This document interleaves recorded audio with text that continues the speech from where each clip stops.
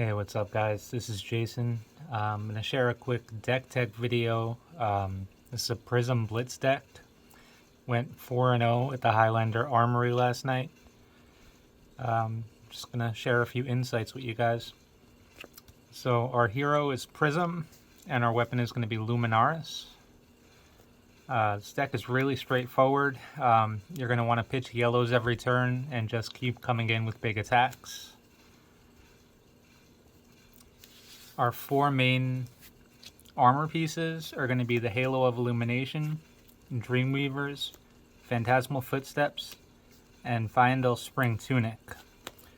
The reason why I go with the Tunic in this deck, the third pitch can be very useful in certain situations. When your Phantasm gets popped, you can use it to pay for Footsteps. You can use it to pay for some of the one-cost Prism attacks, just to come in with an extra attack on that turn to really lay in, hopefully after they've defended with their whole hand. And then our sideboard equipment is going to be Arcanite Skullcap. I would probably only use that against Kano. We have Vestige of Soul. I'm not a big fan of Vestige of Soul in this deck, but it's there just because I had an extra spot, really. And then we have all four Null Rune equipment. So against Chain and Viscerai, you're going to want to sub in Null Rune Hood instead of the Halo of Illumination. Against Kano, you'd probably want to sub in more. Against Kano, you don't have to worry so much about him popping the Phantasm attacks, so you can sub out Footsteps, Dreamweavers, and the Halo, and put in three pieces. The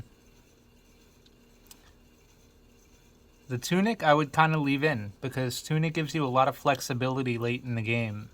You kind of just leave that counter on there until there's a really good play.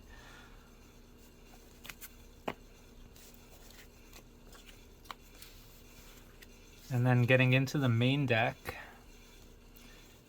we have a full suite of yellow heralds. So 2 Herald of Erudition, 2 Herald of Tenacity, 2 Herald of Rebirth, 2 Herald of Ravages, 2 Herald of Triumph, 2 Herald of Protection, and 2 Wartune Herald.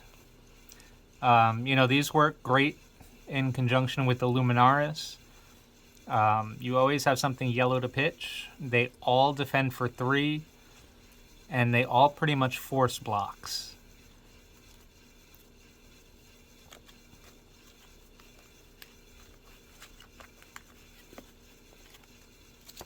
And then we've got 2 Enigma Chimera, 2 Spears of Surreality, and 2 Celestial Cataclysm to round out the attack actions. Spears of Surreality is pretty good because, again, that costs 1. The Spears and the Wartune Herald both cost 1, so you can play those with your counter from Fyendel Spring Tunic to just push a third attack through after they've already kind of emptied their hand.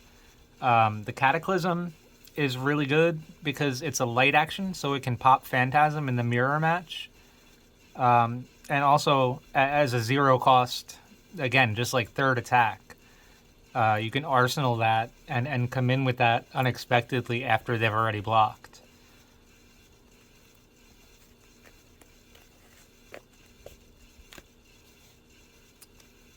Then we're running 2 yellow Phantasmify. What I like to do with the Phantasmify, I'll use those on a turn when I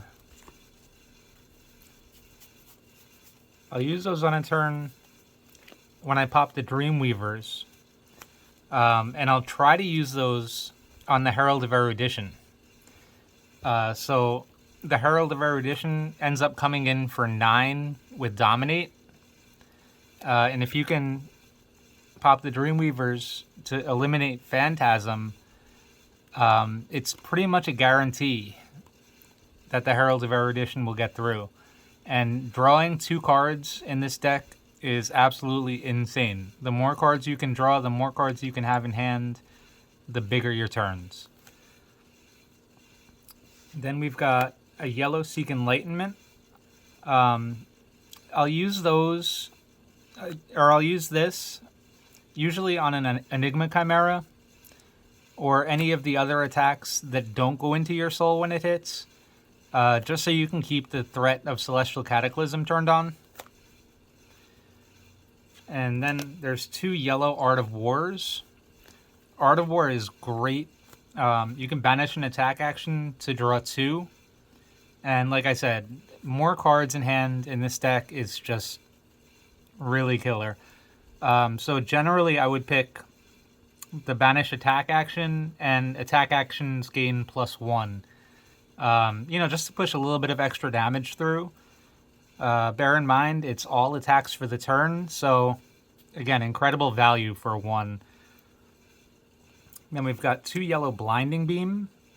Blinding Beam is just there in case they try to pop Phantasm with an attack. There's situations where you can prevent that by making their attack go under 6. Again, it's 1 cost, so your Tunic can pay for that. You just kind of leave the counter on the Tunic until you really need it.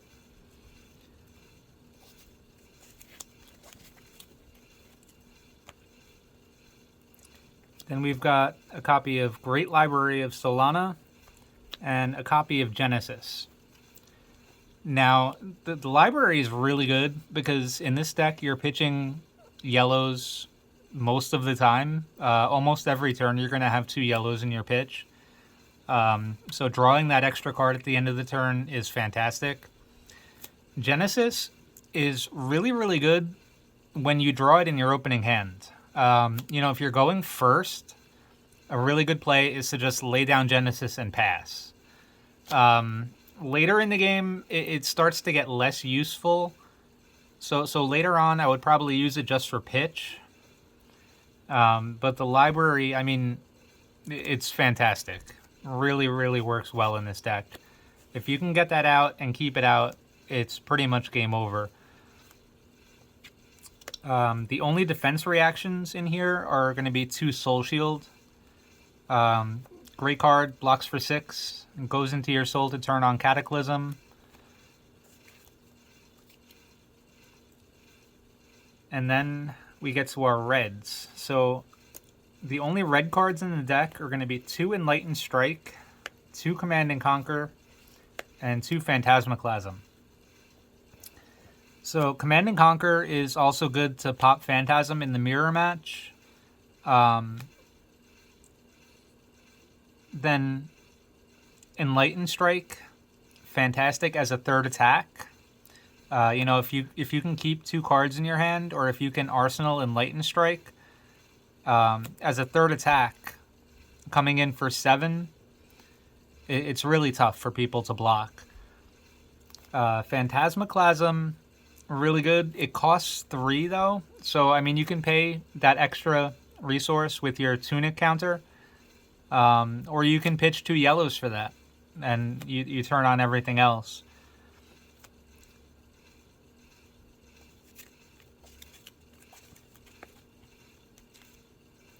And then finally, we've got only 3 blues in the entire deck. It's going to be 2 Herald of Triumph and 1 Herald of Protection. Herald of Protection, people love to block this. So you kind of want to use the protection as your first attack of the turn if you can. It's dangerous if it hits because it goes into your soul and you create a shield. And the Herald of Triumph, there's 2 copies of that simply because you can get around the 6 power attacks a little bit with that. If they try to pop Phantasm with a 6, the Triumph will bring it down to a 5, and you get through. So that's it. This deck is basically straightforward. You want to just keep pressure on the opponent. Your ideal turn is attacking with at least 2 Heralds and then hopefully a third attack.